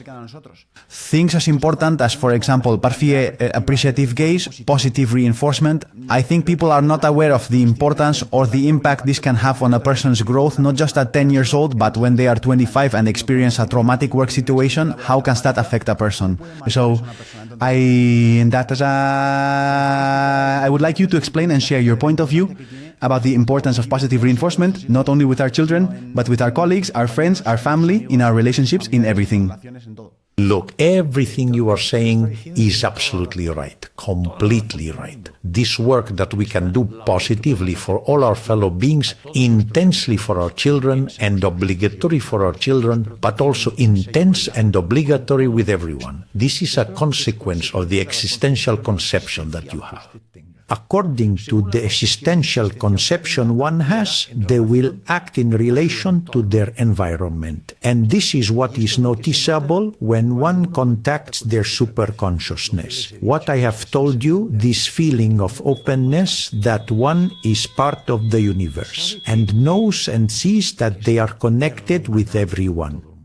And what connects you with everyone is love. So, if you face your entire social circle, etc., with a vision that we have the same thing, we have a supraconsciousness that is holistic, that is the same for the poor, the rich, the king, the pope, everyone. It is the same. It is the presence of the primary consciousness in each of us. What changes is the shoe, the body, and what the body has. Rich, poor, beautiful, ugly, whatever you want, but our essence is the same. If you are convinced of this, then you relate to everyone with your supraconsciousness in between. And this initially conditions you to have a great understanding of the emotions that can affect you and transmits, instead of selfishness, altruism and empathy. And this helps their neuroplasticity and neurogenesis. And we must have this with everyone. And this is precisely what I modestly try to do. My small contribution is precisely to awaken consciousness, help awaken consciousness, achieve a sufficient critical mass so that a moment will come that will change the world. The ego will never change the world.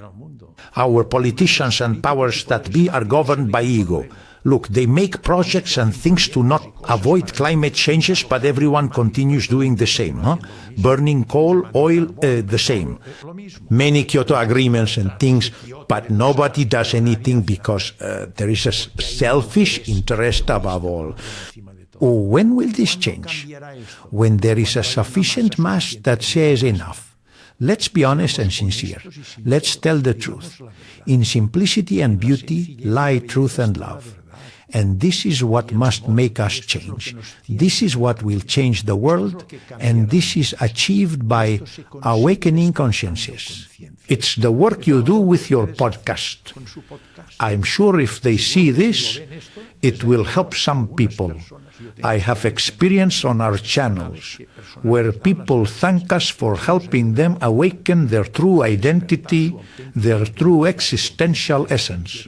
And these are people who are part of this critical mass that we must all try to achieve. I was gonna bring it up later, but I think it's a good time to talk about this topic about social media. The three of us at the table share a lot of content. We do it with good intentions, but I see it as a double-edged sword. Recently, we interviewed a person who had a drug detox center, and the fifth reason people are entering now is because of social media. So you who have also lived without social media, because we have almost lived it from its birth, how do you see it from the outside? How do you see people's behavior? That risk we have of falling into the dopamine drug. Look, I think social media has its advantages and disadvantages. It has a positive aspect in the sense that if we show things or we post things that are truly constructive, as we are trying to do right now, and we help awaken consciousness, guide people, I believe we are doing something very positive. But here we can also post very negative things, which means that instead of helping, we are mistreating people, we are harming humanity. And consider that the human being, as long as they are dominated by the ego, what they fear the most, do you know what it is? Loneliness. It needs the environment to give its approval. That's what boosts its self-esteem.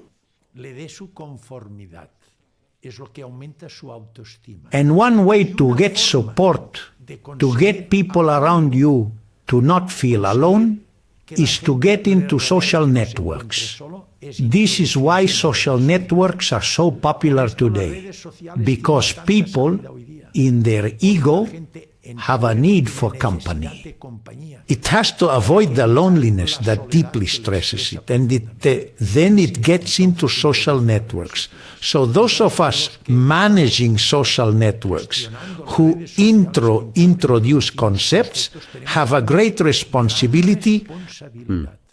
A great responsibility, because we know that there are many people who out of necessity will enter these social networks, and depending on what we say, we will influence them, because they are people who need the approval of others.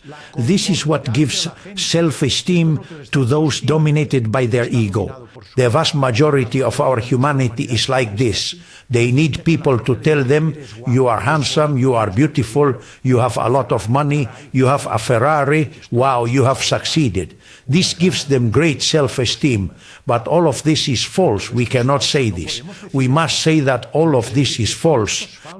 I do not reject at all the benefits, physical and of the current objects we have. The progress should be taken advantage of, but this is not the most important thing. The most important thing is our true identity, taking advantage of all scientific and technological progress, yes. But we have a great responsibility because we know that society needs companionship to avoid loneliness. And one way to do this at home alone is to get into social networks. That's why they have this massive reach. with millions of people, millions and millions who get into social networks. I mean, we have a lot of responsibility. You and I, we have it. And what was life like before social media? I mean, do you think the way we interact in our social groups, in urban tribes, has changed I even think that human beings, as they have been for many years, understand. It's just that, of course, we were born in 2000, 2001. So we were practically born with a mobile phone in hand, right? But how was life before? Were those needs for self-esteem and validation also seen but reflected differently in society? Or has this simply been greatly encouraged by social media and wasn't seen as much before? Look, you can never say that past times were better. I will never say this. Each era has its good and bad things. This current era, for me, has wonderful things. There is a youth, for example. I see it in the faculty and everywhere. Extraordinary, with values and extraordinary potential. And there is youth, logically, sadly, very mistaken in their path. So there are values before and values now, and flaws before and flaws now. Before, perhaps, people were not as authentic as they are now. I like it more now. People are more sincere and authentic. For example, people say to you, hey, you say this, but prove it to me. Before, people accepted what they were given. They were very docile people. So the church would tell you, you have to do this and this, and you would do it. The education at school would tell you this and this and this, and you would do it. They would hit you, pull your hair. Teachers would do these things. They did things that imposed a lot. There was a lot of dogma. And this is not good. People today want more sincerity and authenticity. I think this is the important part of my message, that I don't talk about faiths or dogmas or strange things. I don't get into politics or sex or religions or anything. I say what I have seen in my patients and try to find a scientific explanation for what I have seen. And that's it. Nothing more than this. And this is what people want, for you to demonstrate scientifically or explain the reasons for things. And if you explain it to them, people believe it. So, what I currently see is more courage and sincerity. People seek the truth. However, I also see that it is poorly structured, meaning that society does not care about a very important moment in the human being, which is the moment of structuring character. Character is the way of being, thinking and acting. And this is structured, as we have said, in youth, especially in the family and in schools. And this society seems to want to destroy the family, and the school imposes things, constantly changing plans. That is, there is no clear guideline. As I see it, for example, I see the students who come to the faculty who are very poorly prepared in primary, secondary and high school. No, people are not well prepared in the human sense and from the scientific point of view, and families are being destroyed. So people saw that the structuring of character is very deficient, and this leads us to what we mentioned before, to suicide, to drugs, to these problems. But I see very important values in this society, as I said, which is more authentic, more sincere, wants the truth, and there are some extraordinary values, right? They give him tomorrow the position of head of the entire general director of the Spanish educational system, right? What would you change about what is currently happening in education, which is accessible to the majority of people? I'm not talking about a student method, private, etc. But if we could look into the subjects in primary, in secondary, what is taught and who teaches it, how much sports are done, what responsibility lies with the parents, and what responsibility with the teacher, what would you change? Look, teaching, I see it as very polarized towards a conceptual flow. That is, introducing conceptual flow to the students. We need to introduce conceptual flow, I agree. But I believe that the human aspect is just as important. That is, developing the student as a person. That knows it will have emotions, feelings, that it has to relate, that it has an identity. Respect the person's identity, the human aspect, along with the conceptual flow. Here now, I see the conceptual flow overvalued and the human aspect undervalued. We do not educate. I, for example, see it in the Faculty of Medicine, for instance, where we also have this problem. We train technical doctors and we must train human doctors. We treat people who have feelings and emotions. It cannot be that a doctor comes and says, let's see, what do you have? They don't even look at you and just give you a prescription. No. Marañón said, the great discovery of medicine is the chair. Sit next to the patient and talk with the patient. With this, you have the diagnosis and 50% of the cure. The human aspect must always be developed. I would seek advisors and people, but always focused on this aspect. Conceptual flow in parallel, integral human development of the person. Would you do it like that? Would you include some psychology? Because we, for example, interview many psychologists. As I mentioned before, these interviews are very successful, and it's like people like knowing themselves better. I would definitely introduce psychology, philosophy, which they want to dry up, definitely. And I would certainly do it. That is, all the sciences that have think that already René Descartes, the father of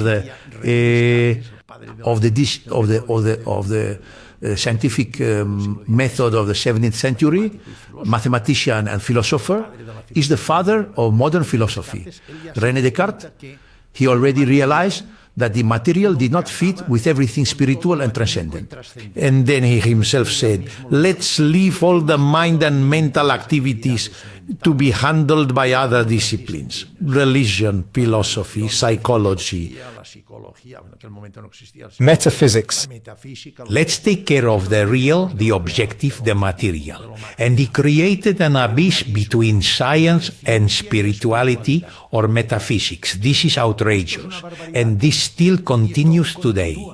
The abyss between the scientific method and the, let's say, mental, emotional, and transcendent method. Well, and that's what I'm awakening with my thing, that we are body, mind, and consciousness. Of course. Superconsciousness.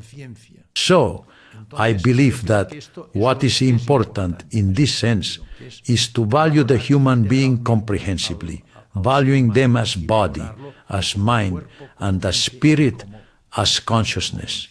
In this podcast, they have told us that the value of the father many times, or the mother, apart from each having a very important role in education, which, yes, we can also discuss, I find it very interesting, that many times, no matter how much they talk and tell the child how to behave, the child has the ability to forget what is said and simply do what the father actually does, even if they don't see it. That is, as if they connect with the energy of the father or the mother and start to imitate. That is to say, if the father is secretly a lazy person or an addict or someone who procrastinates, the child, even if they receive verbal information not to do so, eventually ends up doing it because they absorb what is behind the words. To what extent is this true? Or what is your opinion on this topic? You are absolutely right. Look, the best way to educate, and I kept this very much in mind with my wife and children, is by example. It's by example. We always remember more. Pay attention what we see. And we hear of what they tell us. Totally. I can tell my son, hey, Damash, get up early to go to school. But if he sees me getting up at 10 and sleeping, he will sleep, he won't get up. Now, if he sees me getting up at 7, he won't be late for school because he'll say, my dad gets up to go to work early, I have to get up early. My job now is school. He will get up. I cannot tell my son to do one thing and then do the opposite myself. It's completely absurd. You have to yasoka to him by developing his self-esteem through example, convincing him and with love. But above all, with the example, that's the most important thing, that he sees that what I preach is the truth. If I preach one thing and he sees that I do the opposite, deep down he will say, this person is deceiving me. But if he tells me to do this and he doesn't do it, On the other hand, if I say to him, look, we have to do this, I will explain that getting up early is because we have to go to school, your job is school, I explain it to him. Mine, I have to go out, well, to heal some sick people, to bring money home so you can study, etc. I explain why I get up and set the example, I will have no problem getting my son to get up. Now, if I don't explain anything and I get up at 10, my child will be late to school every day. So, you have to explain, convince, but with the example alongside. Fundamental. And you mentioned another very important thing, which is the role that each of the two parents has. It is different. It is different. The mother has a capacity, the ladies, the moms, the wives, of affection, of closeness towards people, the husband, and especially the children, which the man does not have. The man is more, teaches him more, let's say, the dynamics that the child will encounter when he goes outside, that he has to face, well, a competitive situation of struggle or of having to, well, achieve some professional objectives, whatever they may be, and the father teaches him more about this vital existential reality that he will find when he goes out into life the day he steps out. I compare education to a ship. A ship is in the air, in the port, and you put diesel, food, you put everything. And when everything is ready, what does the ship do? It sets sail, and the moment it leaves the port, it's alone. It has to fend for itself. Your son will do the same. You have to put everything inside him so that when he goes out, he can face all the situations he will encounter in life. So the father teaches him some roles and the mother teaches him other roles. And both are what make up the complete and integral structuring of the child. This is the wonderful thing. But for this, you need the collaboration of both. And that both, for example, there is love. There can never be contradiction in front of the children. The worst thing is when a father says something to the child, or a mother says something to the child, and in front of the children says, hey, don't say this, this is wrong. Of course, you should never do this. I agree that we can make mistakes, but later in private you say, hey, I don't agree with this, okay? Don't say it again because of this and that. I mean, it's sorry, I slipped up, I made a mistake, okay? But never in front. You must always show unity of both elements in front of our children. And what does the word trauma mean to you? Because a child during their childhood, I think all of us here have experienced things that have marked us. It's not this idyllic situation where the parents are so good and your school went so well. There's always something that has marked you. How do you see that part of traumas? The trauma is precisely a situation for the child where we have deeply wounded their self-esteem. That is, their self-esteem depends on how they see themselves. The self-esteem of every person depends on how you see yourself and how others see you. If you are a good person, not a good person. If you are tall, if you are short. So, the moment we cause a trauma, it means that in some area we have damaged or affected the child's self-esteem. In some way, he feels dissatisfied and not in agreement with the concept he had, whether it is his own or what he expects others to say about him. Therefore, a trauma for me is a deficiency in the child's self-esteem. The child who has self-esteem is who loves himself a lot because he has acquired it in his family, in his environment. It is a person who, even at a certain moment, I'm not saying in the center, in the family nucleus, they will not find it, but at a certain moment, if they find someone at school who wants to affect them in some way, no, it will not harm them, they will get upset. But their self-esteem is so strong, so solid, that it will not affect them. He will say, hey, this kid has harmed me, hit me. Well, look, I defended myself, but this kid is dumb, or something like that. But it doesn't affect him, it doesn't traumatize him. On the other hand, when it does traumatize him, it means it affects his self-esteem in some way. Therefore, this is dangerous. It means there is a deficiency in the structuring of his character. Self-esteem reminds me of Maslow's hierarchy of needs, how human beings have been covering each of these needs since they began. But I see that in that second to last level, we get stuck in the level of self-esteem. When we have already covered needs like eating, surviving, reproducing, relating, that's where the problem comes, right? When we don't need the approval of others and move on to that self-realization. You gave a very good example earlier that with social media, this has been greatly encouraged, that we need others to see us as successful or to see that we have great self-esteem and personality so we don't feel alone. How do we achieve that self-realization? How do we manage to finish fifth in a running race and feel like winners? How do we achieve it? Exactly. See, I would like you to tell me exactly in what sense you mean it. It's just that this has several aspects. Specify this better for me. Yes. I think that when we experience the feeling of losing or winning is very relative or very abstract. I think for each person, I can feel like a winner, a successful one, in a circumstance based on different parameters. It could be based on a number, on recognition, on a word, on an opinion they have had about me, or a feeling of effort, like, hey, I have put in a lot of effort and I think I have given my best to do this as well as possible. The problem is that when I have realized in my experience, in my short experience, that when that feeling of winning has come from outside, I have felt that it is a very short-lived feeling of fulfillment and that happiness quickly fades away. However, when it's a feeling of, wow, I've given it my all, I've made an effort, I've made this conversation the best it can be, even though I understand it's not perfect because I'm neither the perfect interviewer nor capable of having a perfect conversation, at least I feel at peace, like at least in my circumstances, it doesn't matter if this interview gets 1,000 views, 100 or 40 million.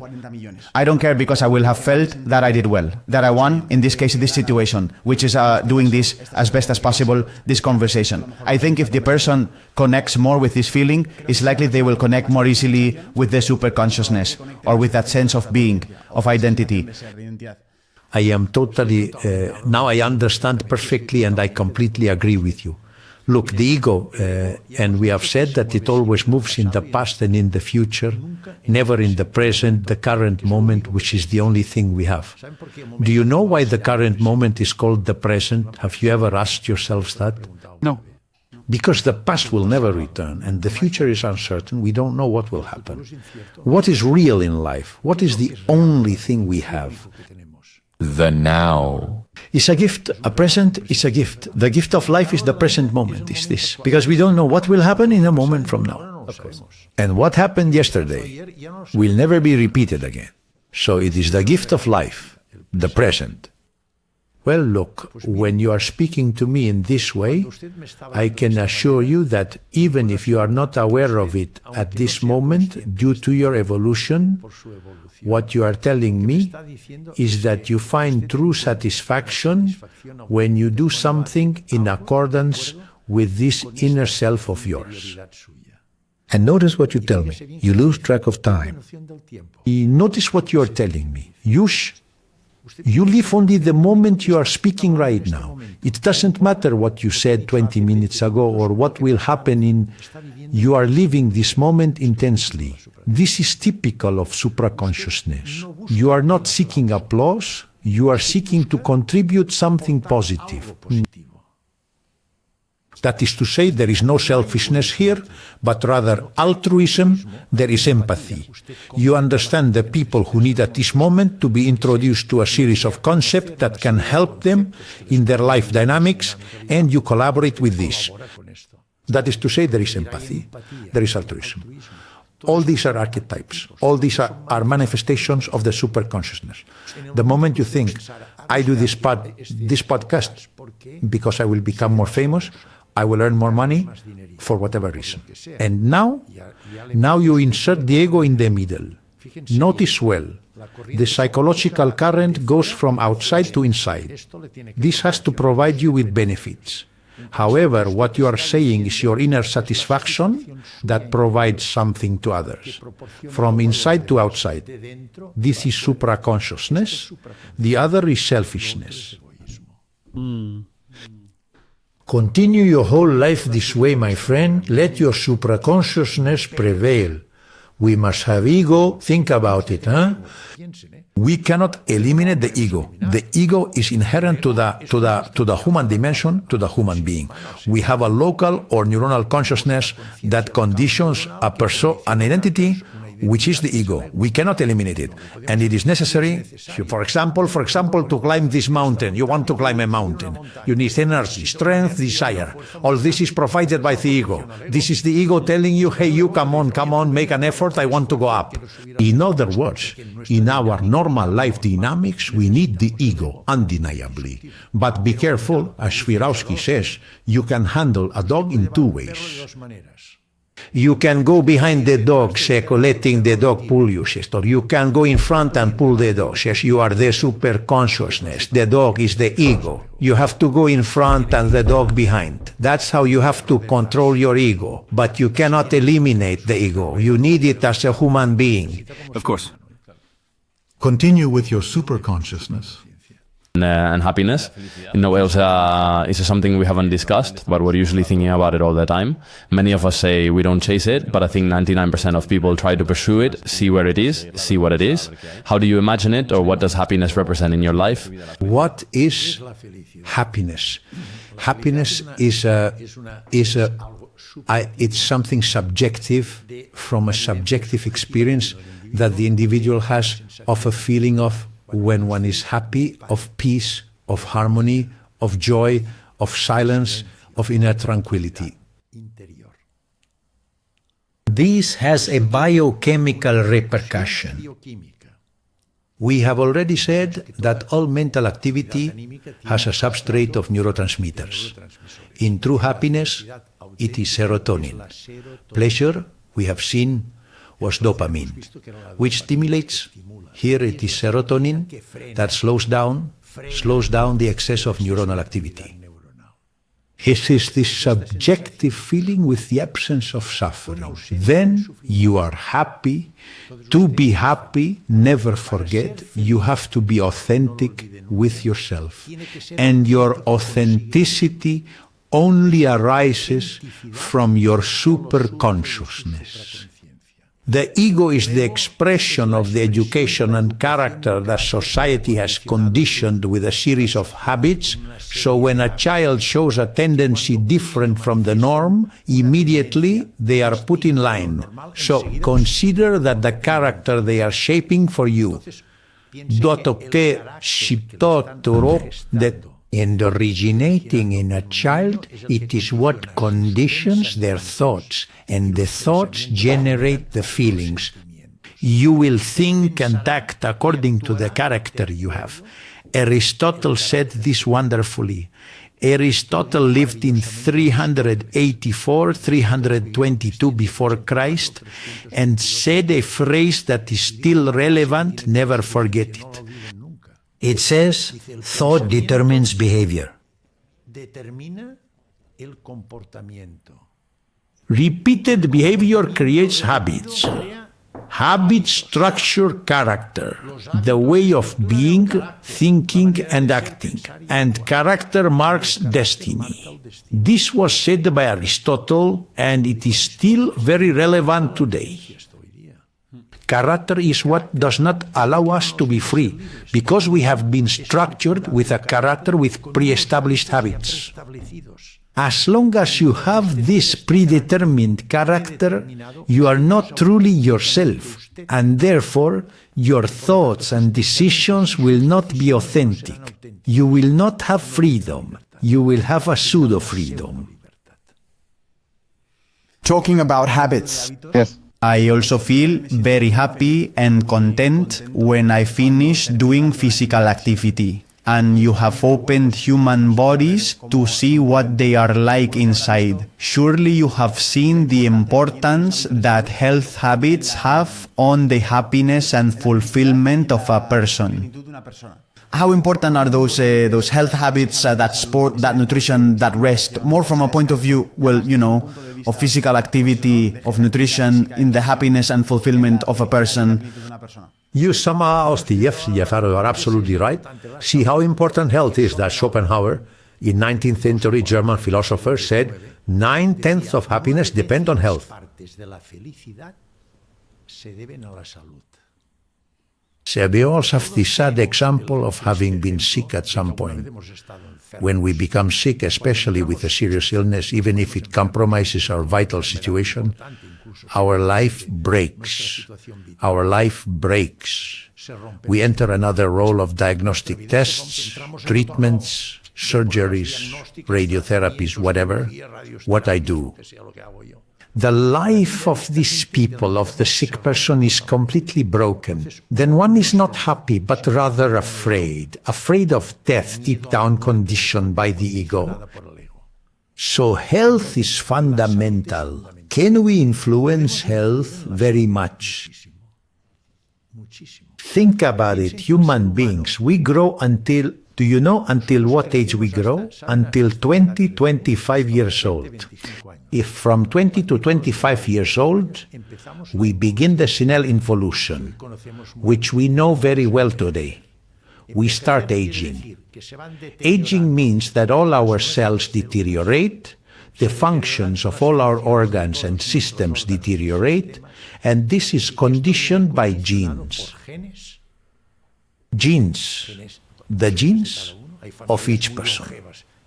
There are very long-lived families and families that die young, prematurely, and by how we treat our body from an emotional and physical standpoint. We can speed it up or we can slow it down. How can we slow it down? With what I mentioned before. Healthy life. Take care of your diet. A balanced diet, both qualitative and quantitative. In my department there are over 300 people waiting for bariatric surgery, morbid obesity. How do they eat? Have you seen what they advertise on television? This sandwich is full of fat and stuff. This is hellish. This is advertised on television. Sedentary people on the computer all day or on the PlayStation eating these things they are eating. Morbid obesity, pathology, diabetes, hypertension, arteriosclerosis, all of this. So be careful with the type of food you eat. It has to be both qualitative and quantitative. We have a wonderful diet here, which is the Mediterranean. Olive oil, fruits, vegetables, salads, fish. All of this is wonderful for our body, but all of this is rejected. They don't want it. They want all these snacks, these meats and these fats that they eat. This is what they want. This is what they advertise on television, right? This is what they advertise on television. The second aspect, emotional life, is fundamental. We've already said it. A person with a life, with an authentic, clear, positive, creative mind, well, this person has a vital dynamic that will improve things much more, will take better care of themselves, will have much more. Sport, as we have already said, is fundamental. Every day we discover new and advantageous things. 2 years ago, Candel, Nobel Prize winner in 2010, demonstrated that when we exercise, the bone releases osteoblasts, which release a hormone called osteocalcin, which has a very positive effect in preventing memory loss. It is even being used to treat memory loss with this hormone, and it has extraordinary effects, emotional, biological, on diabetes, about our arteriosclerosis, etc. Fundamental, constant, and adapted sport to each person's taste and adapted to age. I, for example, at my age cannot lift weights because my joints and cartilage are already bad, but I can do other things. I do sport 3 days a week. I have a circle of exercises, weights and things, then swimming, my sauna, my shower and home. 3 times a week. This is sacred. This keeps me awake. And intellectual activity, as we have said, social interaction, that is, we must take care. Chronological age is not the same. As we cannot influence it, it's the years. I have a certain number of years and I cannot change them. but we can influence biological age. The state of our body, both physical and emotional, can be greatly influenced by these three things: healthy living, food and exercise, intellectual life, and social relationships. It can have a huge impact. They say that another thing that greatly influences a person's health is what they do for a living. If they like what they do, it greatly influences the longevity they can have, how their mood will be, well, in all variables. But here I always enter into a mental debate. Is everyone going to be able to do what they want or what they like?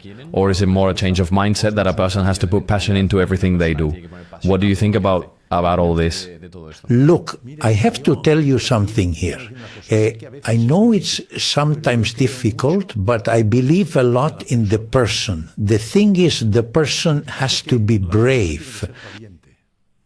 What the ego fears most are unknown situations. This scares it. It prefers to stay where it is, even if it is against its will and it does not like it. And they are situations that prevent its evolution, but it knows them, rather than saying, I leave this and go to something new. I don't know how it will go for me, but I'm taking the risk. I want to improve. Here, I don't agree. I completely agree with you that satisfying work is fundamental from a physical and emotional standpoint for people. And I agree that our society sometimes places us in situations that are not satisfactory for each person. So the person who is dominated by their ego, who does not have the courage to seek new situations and take risks, this person in their evolution is frustrated. They will be dissatisfied throughout their life and will not evolve. The brave one takes risks. I have this job that earns me a good living, but it doesn't satisfy me. Psst, I leave it and go to something unknown. I don't know what will happen. I might lose, be worse off, but at least I look for what I like. Que chamas dias seria? That's good. This is what has merit, what has me. And in the long run, I tell you, the person who is brave and seeks, finds. In the long run, they find. This does not fail. What is a day in your life like currently? How have you chosen the habits you practice daily, and why are they chosen that way? He structured my character at home. I was lucky to have wonderful parents during a very difficult time. It was post-war, you know. It was very difficult. A lot of poverty, I'm not lying, you know. But my parents sacrificed a lot, poor things, and we will never thank them enough, because they had 3 children and gave all 3 a career with tremendous sacrifices, you know. 2 architect brothers and me, a doctor. They sometimes went without food to be able to pay for the schools, you know. I had this luck and structured my my character, and above all, I learned many values: respect, responsibility, seriousness, dignity. I learned these values at home, and I think they are fundamental for a person. They have helped me a lot to structure my character. Logically, character is not static, character is evolutionary. You have some basic principles, but then you evolve in relation to your life. Logically, I am not the same as 50 years ago or 20 years ago, but I keep insisting that fundamental values are obtained and acquired in the family nucleus. And yes, I was lucky that my family instilled them in me. I have a topic that has nothing to do with family, but I noted it down earlier. When we talk about hallucinations and things like that, dreams came to my mind.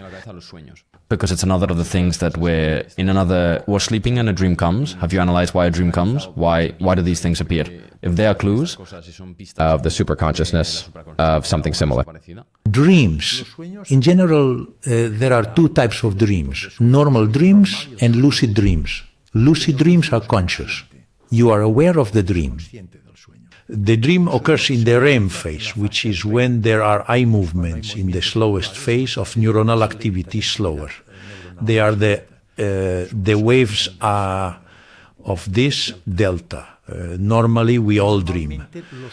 Sometimes you remember or you don't, but everyone does.